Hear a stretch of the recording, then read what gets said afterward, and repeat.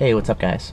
So a lot of you guys have asked me about the Escort IX, one of the new detectors that Escort has recently released, and I haven't done any videos on it, and it's for a reason. You see, the IX, it's a fine detector, but the fact is Escort makes another very similar detector called the Max 2. The Max 2 has all the same features, with the exception of the new trick magnetic mount that the IX has, better performance, better filtering, and costs less money. And for that reason, there's in my mind no reason to even get excited about the IX. It's like, why would you get one when Escort also makes the Max 2? It's a little bit weird in that sense. And because of that, I was like, well, there's not really a point of doing a video, but a lot of you guys have asked me about it. And so for that reason, I've got a Max 2. I've actually, thanks to some nice people on RDF, secured an IX and a 9500 IX, so I'm going to have them to be able to do a hands-on video and show you guys a lot of what the differences are to kind of go over, because it seems to be a pretty popular thing.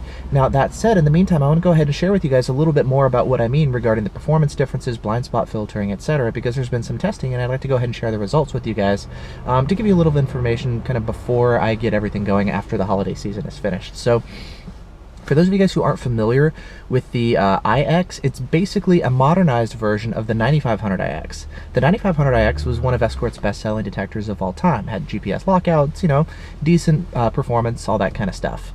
Now, that detector was a little bit slow, and they came out with the Max 2, which has you know, all the new whiz-bang digital stuff, and it's a faster detector at scanning everything. It's faster to react, it gives you longer range, the Bsm filtering is better, all that kind of stuff. Now, they've released the IX, which kind of slots in the middle of that, except it doesn't on price. It's supposed to. You see, the Max 2 actually retails for $600 if you look at Escort's website.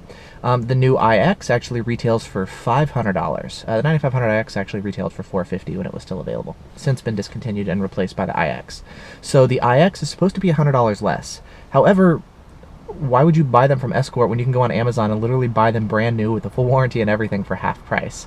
Currently, when I was looking at it, the Max 2 right now, it's $323. If you look for the IX, it's $378. It's like a $55 difference.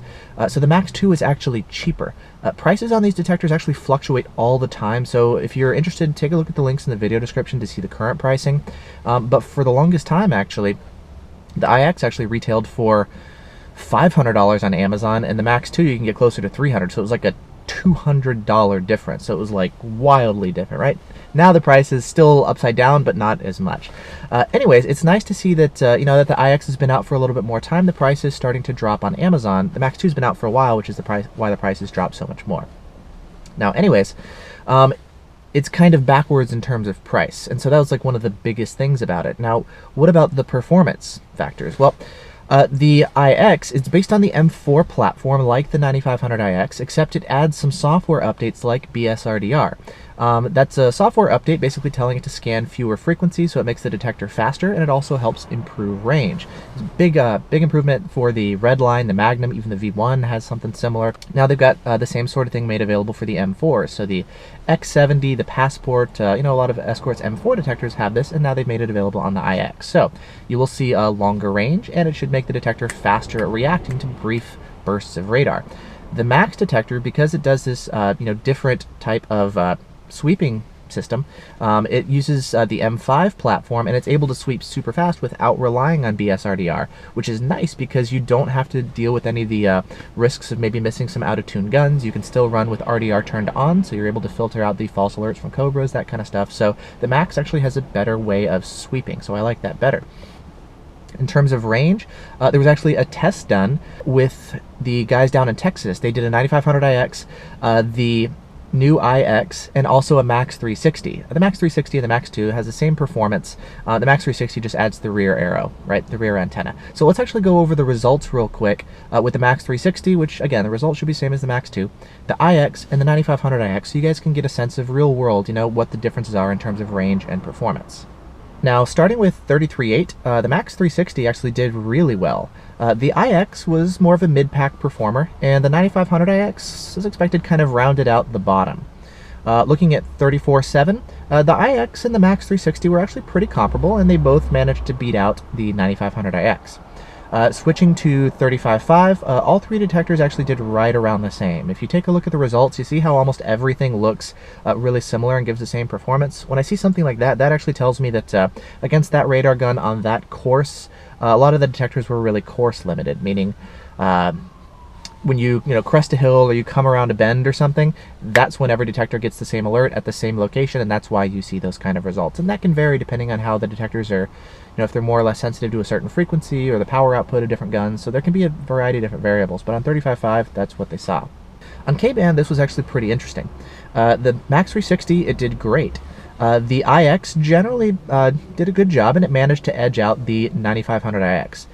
Now, the IX does not have the same kind of K-band filtering options and Bsm filtering options that the Max series detectors do. They can actually do more sophisticated signal analysis to filter them out. Escort's calling it IVT. That's an improvement over what they had with some of the previous detectors. Not quite as good as the V1, the Unidens, Rodenso XP, the Net Radar, that kind of stuff, but it's Escort's best current implementation of Bsm filtering. The IX does not have it. It has a new feature they're calling Auto Low K, which has the ability to actually cut K-band sensitivity even further to help filter out weak signals like your Bsm falses, right? Now the thing is, you'll see this in the range testing. When they actually enabled this Auto Low K filter, performance was pretty disastrous. The IX performed terribly in testing. And so yes, that's kind of a hack to help deal with some of the Bsm falses, but as you can see, it's not the same idea as what's going on with the Maxes, and so in terms of the Bsm filtering, it's less effective and there's more of a performance penalty. So as you can see, it's not the same thing, right? So performance-wise, yes, it's better than the 9500 IX, but it's not as good as the Maxes. So that's definitely something to consider. In terms of the reactivity, I've talked a little bit about that. BSRDR will help on the IX over the 9500 IX, but it's not going to be the same thing as the Maxes. Now, what about Bsm filtering? Well, I talked a little bit about the effectiveness there with the Auto Low K filter.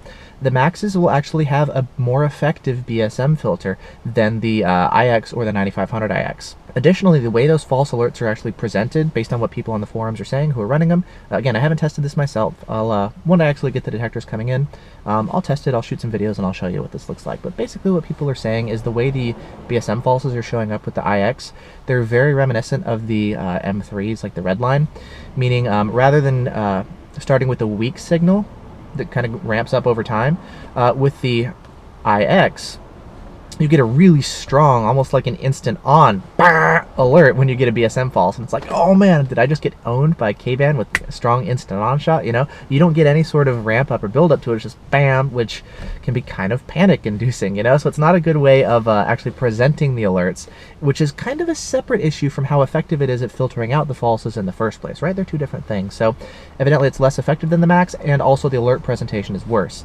Something I forgot to mention was, remember how I mentioned the Auto Low K will reduce the performance on long range?